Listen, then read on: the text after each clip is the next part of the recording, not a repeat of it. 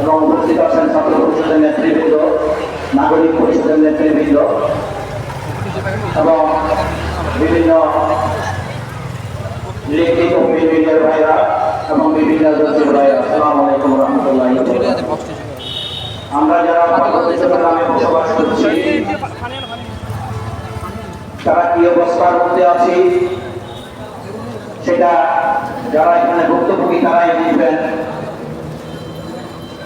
এইখানে যে আইন কানুনগুলি আছে সেগুলি ব্রিটিশের প্রচলিত আইন এখানে বিদ্যমান এবং এইখানে যে বৈষম্য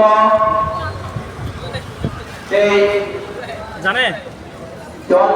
দেশের স্বাধীনতার 54 বছরেও সেটার কোনো বদল হয়নি, হবেও না।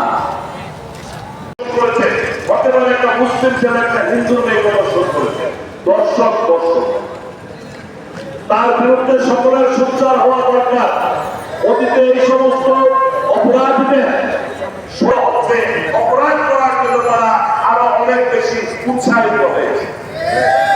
ইতিমধ্যে পার্বত্য চট্টগ্রামে আমরা দেখি আজকে এই সময়ে প্রতিবাদ করার কথা ছিল মানবাধিকার সংগঠন মার্মাযুক্ত সমাজ ভিত্তিতে পঞ্চম শ্রেণীর ছাত্রী ধর্ষণের প্রতিবাদ মিছিলে যারা উপস্থিত আছেন, যারা অংশগ্রহণ করেছেন, আপনাদের প্রতি কৃতজ্ঞ জানাই এবং ধন্যবাদ জানাই। কারণ আজ আমরা কেন এখানে এসেছি আপনারা হয়তো সবাই জানেন। কিছুদিন আগে 17 তারিখে পঞ্চম শ্রেণীর ছাত্রী যুবক ছেলে 5 জন দ্বারা তাকে ধর্ষিত হয়েছে বলে আমরা শুনেছি।